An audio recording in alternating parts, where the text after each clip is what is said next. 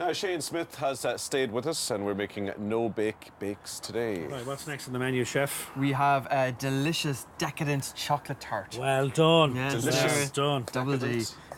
So yeah, very, very simple again. We're sticking with the no ovens, so you can make this without switching the oven on at home again. Very, Good. very easy. This one is like a cheesecake base. So you have your digestive biscuits, your butter, and you're going to be lining that. So instead of actually making a pastry and having to bake the pastry, you're just using the biscuits then instead. Cool. So now, when it comes to biscuits, your own preference completely. You can use Oreos, you can use chocolate biscuits, you can use plain. Ginger nut. If that's your Ginger thing, nut, yeah. If you're controversial. into, yeah, I wouldn't. Maybe like a Okay, you cheesecake can't use base. ginger nut. You just said it's up to you, and then you slate not it. use ginger. Ginger nut, absolutely. So we're putting butter in here again, as I said, just like a cheesecake base, and we are just going to mix that around. Are you just smushing the biscuits up with the... Exactly, I use a rolling pin. Yeah. And so if you have a little food processor at home, you can use that as well. Oh, the smell of chocolate. It's nice, isn't it? just Love the smell of chocolate in the Yeah. morning. It's that is a 54% dark chocolate, so I find the 70 can be a little bit Right. too bitter, you know, and especially if you're doing it for kids or just for yourself if you're having one portion. Because raspberries are kind of tart as well, aren't Yeah, they? there's a nice little balance there as well. So now that you have all your biscuit kind of crumb, now this tin probably wasn't the wisest one to bring. This one has little holes in it. Oh. Well done, so that's chef. a good. Well done, yeah, brilliant. Well spotted there. This is a really good tin when you're baking pastry because Right. the heat kind of gets Not in. when you're making this stuff. Well, it's fine. Sure, look. This see table, what happens. they'll sand it down and revarnish it again, I'm Yeah, sure, anyways. yeah. So basically, you're pushing that all the way around. So make sure, again, the same as what we done earlier before, make sure that there's no little holes or gaps, because obviously that's where the filling Well. is going to come out. That's Yeah. apart from the tin. Yeah, apart from the actual Yeah. holes in the tin. So you're going for a fairly thin Yeah, exactly, coating there, because yeah? you're going to be popping this into the fridge, so you're going to be serving it then out of the fridge. So you want the biscuit, I suppose, Yeah, not too thick, not because it can be quite hard to kind of break into. cut through it, yeah. Exactly. So what you do is you just kind of push around on this. But again, I was just thinking there, the ginger nut would be nice if you were doing with a cheesecake. There you go. That See, would he's- work. He's just Or a key lime ahead of pie. his time. Or a key lime pie. You've got a lovely recipe actually for key lime. Do Straight you use in the there. ginger nut on that? Just follow the link. Traditionally, you'd use a ginger biscuit and a key lime pie. Would yeah, you? But yeah.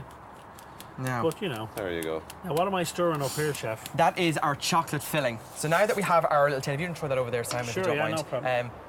Our chocolate filling. So what we have in here is chocolate, dark chocolate. Now you can use milk and you can use white. Again, it's completely up to yourself. I find white a little bit too sweet, personally.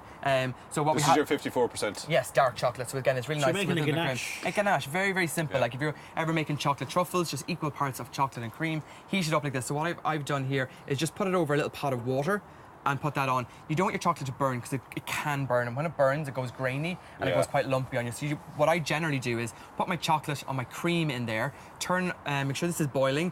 When it boils, turn off the heat and just leave the pot sitting on it. And the don't let residual that- heat then. Don't let that water touch the bottom Exactly. of that bowl. If the either, bottom, yeah. if the bottom of the bowl touches the water, then it will overheat the chocolate. That's a bit of patience there and just stir away. Exactly. gently. Walk away and just leave it. You're better to Yeah. take your time then, because if Yeah. it burns on you, then there's no going back. A bit of butter. A little bit of butter. Again, what this does is leaves it a little bit easier to cut after it sets, and it Okay. gives it a lovely shine as well, and obviously flavour too. Now, unsalted butter, ideally if you have it. If you don't, it's completely fine. So what you do is you pop this into the fridge, you leave that in there for about 20-25 minutes, just until it firms up, and then you just take the filling with the tin with no holes. Yeah. And This should be good, no, Jeff. no. Ready to catch it under here. build a little dam. Can we get straws over here? So this goes straight in. Look at that. Oh, So that pops into. it's a beautiful thing. It is a beautiful thing. Now, so that again, just spread that around. And what you do then, this goes back into What you the do fridge. that all day, Shane. It's it's all those years in college. It was worthwhile just for that moment. That back into the fridge, and I will be leaving it for about an hour or two, just so it completely kind of Overnight, firms. so it won't do any harm? Overnight won't do any harm because you're not worried about pastry. It's not going to go Yes, soggy yeah, on yeah. you, which is another good thing. So then what we're left with here is you can see you've got a beautiful shine Completely as well. firm. Look at Yeah, that. exactly. That's the one. And then what we're going to do is a little dusting of cocoa powder, just to add an extra little kind of a little layer on top. I could have picked a bigger sieve at home.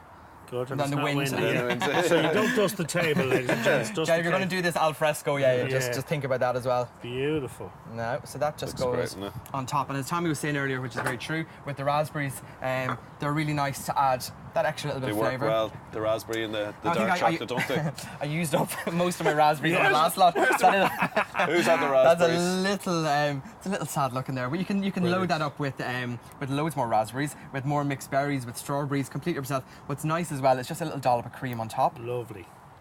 And then Beautiful. just pop this on here. And again, you've a dessert that you didn't even need to Great. sweat over. Now, do we have a Well knife done. to cut it? We've got a spoon, I believe, or is there a knife here behind us? Spoon. It might. Go I with think that. he's. Shane, we'll pop the recipes up on the I think website. if we had an axe, Thank we'd you, use sir. it. Yeah, don't forget all Shane's recipes and all our Saturday and Sunday AM recipes are always up on the website, or Shane's own website, which is chefshanesmith.ie. So check them out there. Up next, one for the Dancing with the Stars fans. It's the pros Emily Barker and Curtis Pritchard. See you in a few minutes.